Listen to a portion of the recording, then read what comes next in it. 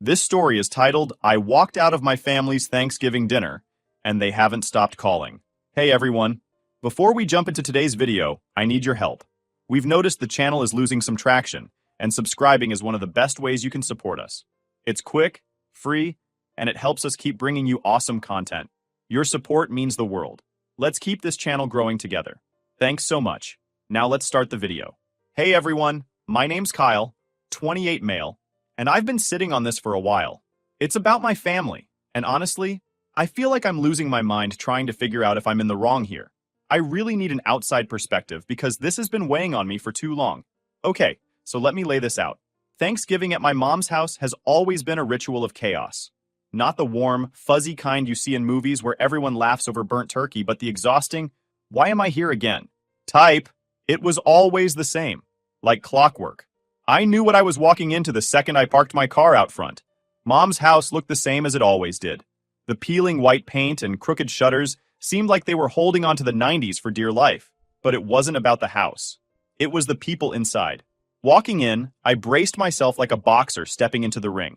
The smell of turkey and pie hit me first, which was nice until Mom's voice cut through. She was already in the kitchen, yelling at Emily, my younger sister, for bringing apple pie instead of pumpkin. Emily looked like she was regretting every choice that led her to this moment. She was clutching the pie box like it was a shield. I said pumpkin, Emily!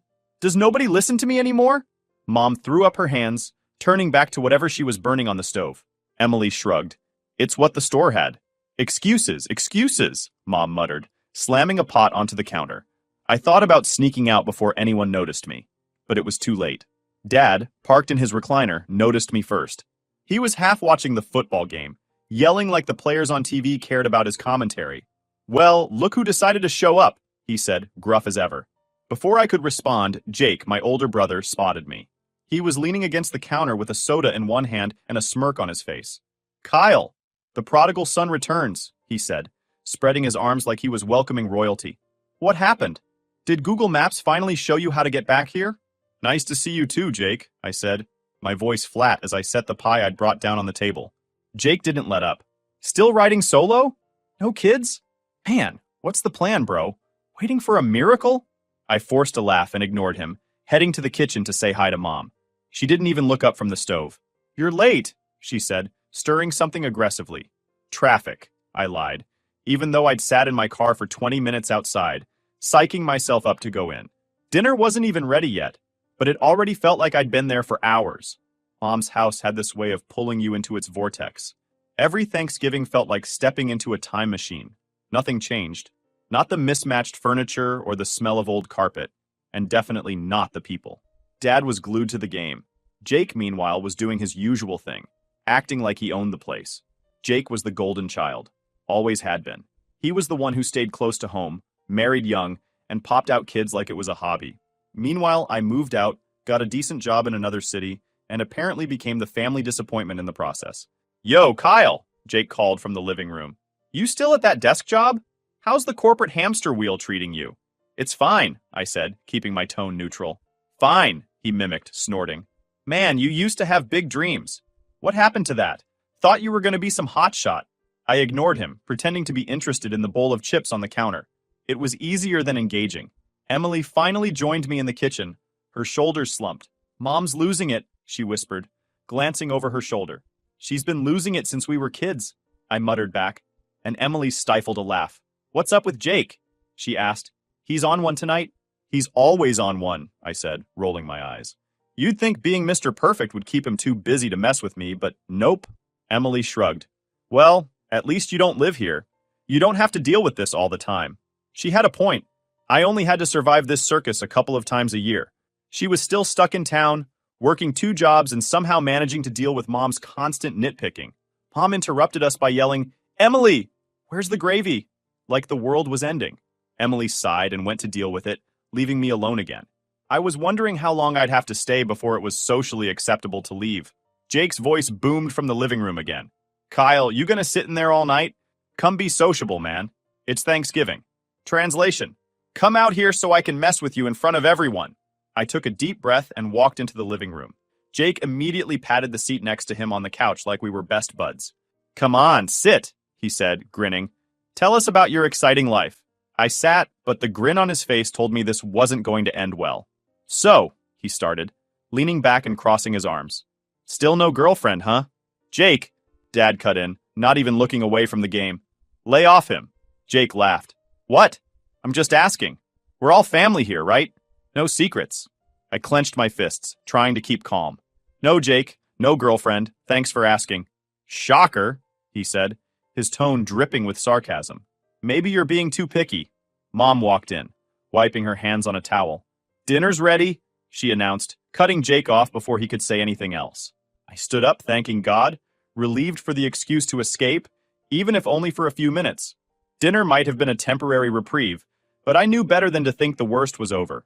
Jake wasn't done, not by a long shot, and deep down, I knew this wasn't just about him. It was the whole family dynamic, the unspoken roles we were all forced to play. Jake the golden boy, me, the black sheep, Emily, the overlooked middle child, Mom, the ringmaster. It was exhausting, but this was Thanksgiving at Mom's house. Same mess, different year. Sitting at the dinner table was like entering a battlefield, except the weapons were forks, knives, and relentless passive aggression. The spread looked impressive, sure. Mom's turkey centerpiece surrounded by other appetizers, but the atmosphere was as tense as the time Emily accidentally spilled sauce on Jake's wedding tux. Everyone sat in their usual spots, like it was assigned seating. Dad at the head of the table, commanding the room without saying much. Mom next to him, ready to swoop in with corrections or guilt trips. Jake took the seat across from me naturally, while Emily and I filled in the gaps. It was a setup that guaranteed plenty of opportunities for Jake to take shots at me, and he wasted no time getting started. So, Kyle, he began. His fork paused mid-air. Still eating like a bird? Or did you finally learn how to enjoy real food? I ignored him, reaching for the green beans. Looks great, Mom, I said, trying to steer the conversation elsewhere. Mom smiled faintly, but couldn't help chiming in. You could use a little more on your plate, Kyle. You're looking thin. Are you eating enough these days? I'm fine, I said. Just trying to stay healthy. Jake chuckled. Healthy? You're practically wasting away. You know, some of us actually work out. Maybe you should try it sometime. Thanks for the advice, Jake, I said, not looking up. You're welcome, he said, grinning as if he'd done me a favor. Emily tried to shift the conversation. So, Jake, how are the kids doing? Oh, they're great, Jake said, puffing up with pride. Brandon just started soccer, and he's already the best on his team. He's got my genes, obviously. And Lily? Smart as a whip. Top of her class. That's great, Emily said, smiling politely. You must be proud. Of course, Jake said, glancing at me. But, you know, not everyone gets the whole parenting thing. Right, Kyle? I set my fork down and took a deep breath. Right, Jake, because you've clearly got it all figured out. Mom intervened, waving her fork like a referee. Boys, let's not argue, it's Thanksgiving. We're not arguing, Jake said innocently. Just making conversation. Emily shot me a look across the table, her eyes saying, just let it go. I nodded slightly, picking at my food. As dinner went on, the digs kept coming. Subtle and not so subtle. Jake brought up the time I flunked a math test in high school. Then the time I accidentally broke Dad's favorite coffee mug.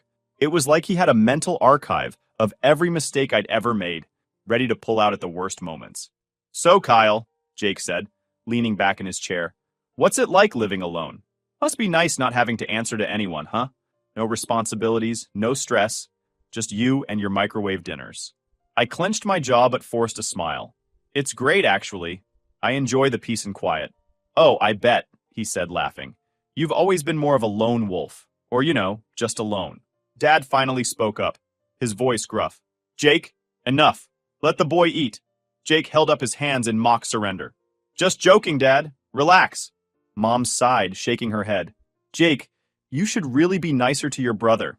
But even her tone lacked conviction.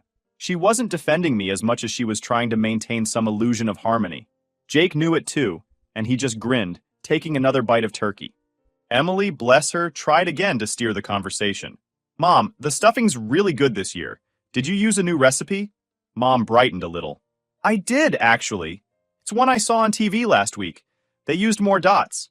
Oh, here we go, Jake interrupted, rolling his eyes. Mom's cooking tips. Kyle, you should take notes. Maybe you could learn how to make something that doesn't come in a box. I looked up, finally losing patience. What's your problem, Jake? Seriously. You've been on my case all night. The table went silent. Even Dad looked up from his plate, his expression unreadable. Jake, of course, just smirked. Relax, man, he said, like he's so innocent. I'm just having fun. Don't be so sensitive. That's your excuse every year, I shot back. It's not fun. It's just you being an ass. Kyle! Mom snapped, her eyes wide. Language! Oh, come on, Jake said, laughing. Don't get your feelings hurt, little bro. It's Thanksgiving. Lighten up. I stared at him, the tension thick enough to cut with a knife. Emily looked down at her plate, clearly wishing she were anywhere else. Maybe if you spent less time criticizing everyone else, I said quietly, you'd have something better to do. Jake's grin faltered, just for a second. Then he leaned forward, his eyes narrowing. You want to talk about better things to do? Like what?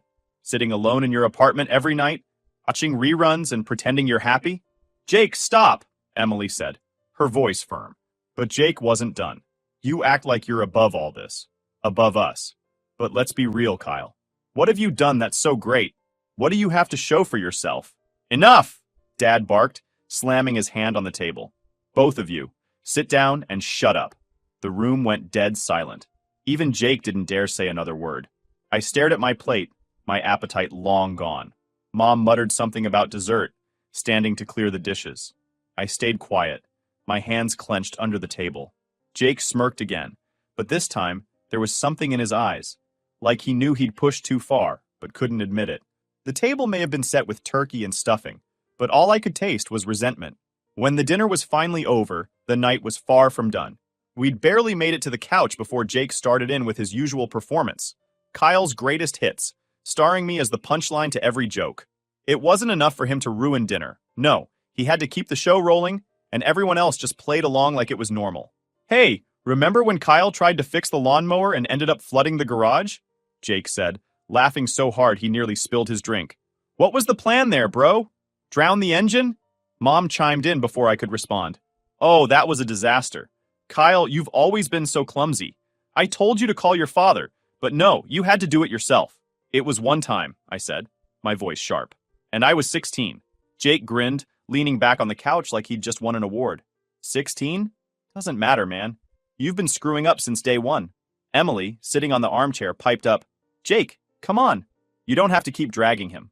Jake turned to her. Dragging him? Please. Kyle's fine. He knows I'm joking. Right, little bro? I ignored him, focusing on the TV. A rerun of some old sitcom was playing, but I couldn't hear a word over the sound of Jake's voice. Mom walked in from the kitchen, carrying a tray of coffee and dessert. All right, everyone. Pie time. Let's try to be civil, please. Civil, Jake said, raising an eyebrow. I'm always civil. It's Kyle who can't take a joke. Don't blame this on me, I yelled, finally looking at him. You've been a jerk all night, and everyone just lets you get away with it. Oh, poor Kyle, Jake said, mockingly wiping an invisible tear from his eye. Always the victim. Boo-hoo. Maybe if you didn't make it so easy, I wouldn't have so much material. Jake, Mom said, her tone sharp. That's enough. But Jake wasn't done. He never was. What? I'm just saying what everyone's thinking. Look, Mom, you're the one who's always cleaning up after him. How many times did you have to call his landlord to bail him out? And let's not forget college. 2 semesters and out. Real impressive. Jake, seriously. Shut up, Emily said, her voice louder now. Oh, don't start, Emily, Jake shot back. You're no saint either. You're 28 and still living in Mom's basement. You're just mad I'm saying out loud what we're all thinking. I'm not living in the basement, Emily yelled, her face red. It's temporary, and you know it. Yeah, sure, Jake said, rolling his eyes. Temporary. Like how Kyle's career is taking off. I stood up, my fists clenched. You've got a lot to say for someone whose entire life revolves around putting other people down. What's your deal, Jake? Are you that insecure, or do you just get off on being an asshole? Jake's grin disappeared. Watch it, Kyle. Don't start something you can't finish. Oh, don't worry, I said, stepping closer. I can finish it just fine. Dad, who had been silent for most of the evening, finally spoke up. Both of you, sit your asses down. I'm sick of hearing this crap. Why don't you say something to him for once? I snapped, pointing at Jake. He's the one causing problems. But you all just sit there and let him. Don't drag me into your bullshit, Dad said, glaring at me. You're both acting like kids. Jake laughed bitterly. See? Even Dad agrees. You're the problem, Kyle. You know what? I said, my voice rising. Screw this. Screw you. And screw this whole family dynamic where Jake gets to act like a king, and the rest of us are just supposed to take it. Mom gasped. Kyle, how dare you talk like that? How dare I? I shot back. How dare you let this happen year after year? You enable him, you all do, and I'm done with it. The room went silent. Even Emily looked like she wanted to disappear into the couch. Jake just sat there, smirking like he'd won. But for the first time, I didn't care. You know what, Jake? I said, my voice steady now. You're not better than anyone here. You're just loud. That's it. And one day, when your kids grow up and start resenting you the way we all resent you, maybe you'll figure it out. But until then, go to hell. I grabbed my coat and headed for the door. Mom yelled after me. Kyle, you're not leaving like this. Watch me, I said, slamming the door behind me. I sat in my car for a minute, my hands shaking. My phone buzzed in my pocket, probably Mom or Emily trying to convince me to come back. I didn't even check. For the first time, I felt like I'd finally said what needed to be said. Jake could sit in his little throne all he wanted. I wasn't going to be his punching bag anymore. But as I sat there, something didn't feel right. Something else was nagging at me, a sense that the night wasn't over. Not yet. Just before I turned on the car, the door to the house burst open, and Jake came stomping out, his face twisted in anger. He didn't even bother with a coat, just marched across the driveway toward my car. I rolled down the window halfway, more out of instinct than anything else. What the hell is your problem? He yelled, his breath visible in the freezing air. My problem? I shot back. You're the one who's been pushing buttons all night. Oh, don't start that crap again, he said, slamming his hand on the roof of my car. You think you can just walk out like that? Throw your little tantrum and leave the rest of us to clean up the mess? Mess? I said, laughing bitterly. The only mess here is you, Jake. You've been a self-centered prick your entire life, and everyone just lets you get away with it. Jake's eyes narrowed, and for a second, I thought he might actually punch me. You're a real piece of work, you know that, acting like you're so much better than the rest of us. Well, guess what, Kyle? You're a joke, always have been. Better a joke than a bully, I snapped, opening the car door and stepping out. My pulse was pounding in my ears, but I wasn't about to back down. We stood there in the driveway, the tension between us so thick. Jake towered over me, his fists clenched at his sides. I wasn't sure if he was going to swing or just keep running his mouth, but either way, I wasn't backing down. Go back inside, Jake, I said, my voice low and steady. Go back to your perfect little life and leave me the hell alone. Or what? He said, stepping closer. You gonna hit me? Go ahead, Kyle. Show everyone what a tough guy you are. I didn't move. My hands were at my sides, trembling with anger, but I kept them there. I wasn't going to give him the satisfaction. Pathetic, Jake spat, shaking his head. You can't even stand up for yourself. No wonder nobody respects you. That was it. I didn't even think. My hand shot out, shoving him hard in the chest. He stumbled back a step, his eyes widening in surprise. What the hell, man? He said, regaining his balance. You don't get to talk to me like that anymore, I said, my voice shaking. I'm done, Jake. Done with your crap. Done with this family. Done with all of it. Jake's face twisted into a snarl. You think walking away makes you better than me? You're just a coward. Always have been. Always will be. I'd rather be a coward than a bully, I shot back. At least I don't need to tear other people down to feel good about myself. The sound of the door opening interrupted us. Emily stepped outside, her face pale. Guys, stop it, she said. Just stop. This is insane. Stay out of this, Emily, Jake snapped, not even looking at her. No, I won't stay out of it, she said, stepping between us. You're acting like a maniac, Jake. And Kyle, you're not helping. Both of you need to grow up. I took a step back. I'm not the one who started this. And I'm not the one running away, Jake shot back. Emily looked at me, her eyes pleading. Kyle, please, just come back inside. Let's figure this out. I shook my head. There's nothing to figure out, Emily. Jake's made it pretty clear how he feels about me. And honestly, I don't care anymore. She looked like she wanted to say something else, but Jake cut her off. Good, go. Nobody's stopping you, Emily yelled, startling both of us. For once in your life, Jake, shut up. The three of us stood there in the freezing driveway, the weight of years of resentment and unspoken anger hanging between us. I glanced back at the house, half expecting Mom or Dad to come out, but the door stayed closed. They weren't going to intervene. They never did. Jake finally broke the silence. You walk away now, Kyle, and don't bother coming back. You're not part of this family anymore. Good, I said, turning toward my car. Because I don't want to be. I got in and slammed the door. I didn't look back as I drove away. But as the house disappeared in my rearview mirror, a pit formed in my stomach. This wasn't over. Not by a long shot. Something was coming. I could feel it. The drive home felt like a blur. My mind was spinning, replaying every word Jake said, every smug look, every insult. I should have felt free, finally cutting ties with the toxicity, but instead, something kept gnawing at me. A mix of anger, guilt, and something I couldn't quite name. Halfway back to my apartment, my phone buzzed again. I pulled over onto the shoulder and grabbed it. A text from Emily lit up the screen. Emily, you need to come back. Something's wrong. Please. My chest tightened. Something about those two words, something's wrong, made anxious. Emily wasn't the type to exaggerate. If she was texting me like this, it had to be serious. I sat there for a moment, gripping the phone as the cold air seeped in through the cracked window. My better judgment screamed at me to keep driving, to leave all the dysfunction behind, but Emily's words stayed with me. I sighed, shoved the car into gear, and turned around. The house looked different when I pulled back into the driveway. The warm glow that had mocked me earlier now felt eerie, like it didn't belong. As I stepped out of the car, I felt something wasn't right. The front door was slightly ajar, swinging gently in the wind. I hesitated. The living room was empty. The plates from dinner were still on the table, the remnants of dessert untouched. The laughter and chaos from earlier were gone, replaced by a heavy silence. My heart pounded in my chest as I called out, Emily? Mom? Dad? No answer. I moved through the house, my footsteps loud against the hardwood floor. The kitchen was dark. The only light coming from the refrigerator door left ajar. A faint hum filled the room, but it wasn't enough to drown out the uneasy quiet. That's when I heard it. A muffled thud from the back of the house. I froze, my breath catching in my throat. For a moment, I thought about turning around and leaving, but then I remembered Emily's text. If she needed me, I wasn't going to abandon her. Not again. The hallway felt longer than it should have. I reached the door to Dad's study where the noise had come from. The door was slightly open, and the dim light spilling out cast strange shadows on the walls. I pushed it open slowly. Inside, Jake was standing by the desk, his back to me. He was holding something.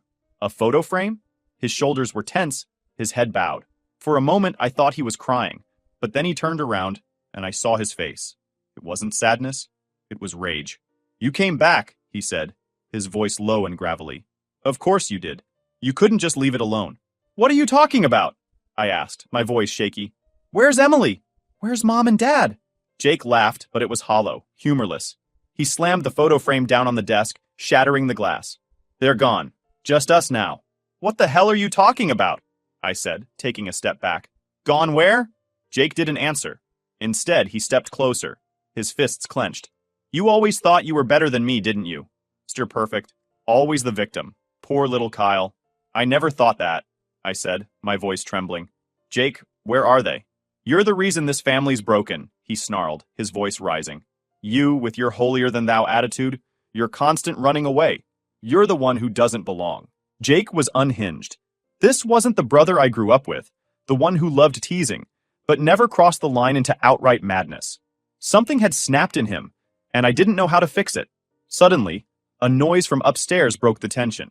Jake's head whipped around, his expression shifting from rage to something darker. Without thinking, I bolted for the stairs, pushing past him as he yelled after me. Don't you dare go up there, Kyle! I didn't listen. My legs carried me up 2 steps at a time, my heart pounding in my ears. I could see light spilling out from under one of the bedroom doors. I ran toward it, throwing the door open. Inside, Emily was sitting on the floor, her back against the bed. She looked up at me, her face pale and her eyes wide with fear. Kyle, she whispered. He's lost it. What happened? I asked, kneeling beside her. Before she could answer, Jake's voice boomed from the hallway. Get out of there, Kyle, now! I stood up, positioning myself between Emily and the door as Jake appeared in the doorway, his face twisted with fury. She texted you, didn't she? He spat. She had to drag you back here to play the hero. You always need to be the hero. Jake, stop, I said, my voice firm. Whatever's going on, we can fix it. Just calm down. There's nothing to fix, he screamed, stepping into the room. This family's broken, Kyle. It's been broken for years, and it's your fault. You and Emily, always ganging up on me, always making me the bad guy. Nobody made you the bad guy, I said, trying to keep my voice steady.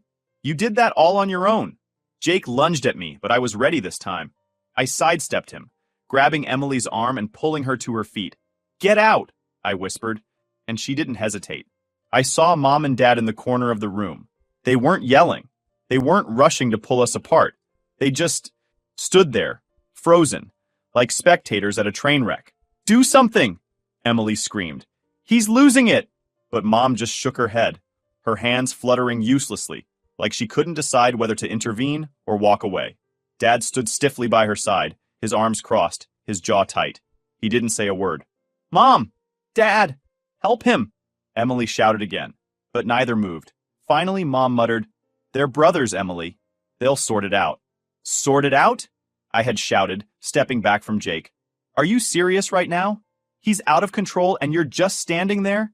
"Stop yelling at your mother," Dad said finally, his voice low and sharp, like a reprimand to a child. The front door was in sight when Jake caught up, grabbing my arm and yanking me back. I turned, swinging wildly, and my fist connected with his jaw.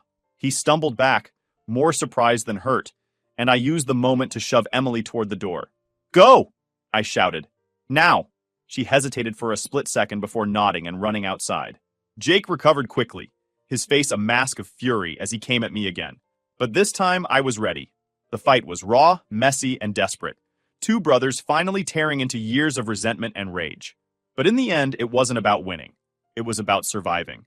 And as I stood there, breathing hard, Jake slumped against the wall, glaring at me with hatred in his eyes. For the first time, I saw him for what he really was. A man broken by his own bitterness, lashing out at the world because he didn't know how to fix himself. "I'm done, Jake," I said, my voice quiet but firm. "You can't hurt me anymore." Without another word, I turned and walked out the door. Emily and I went to a diner. We slid into a corner booth, the faint smell of coffee lingering in the air. "I don't think I can go back there," she said softly, her voice trembling. "You shouldn't," I replied. "You don't owe them anything. They're still Mom and Dad," she whispered, her hands shaking around her coffee cup. "No," I said firmly. "Parents protect their kids. They don't make excuses for abuse or stand by while it happens." Her eyes filled with doubt. "What do we do now?" "We cut them out," I said, taking a steady sip of coffee. "Completely. It's the only way." Later that night, I blocked Jake, then Dad, then Mom. The weight of their toxicity lifted, replaced by a strange calm. Cutting ties wasn't easy, but it was the first step toward freedom. And for the first time, I felt like I could finally move forward. I don't know what you guys may think, but this is it for me. I'm done with their nonsense.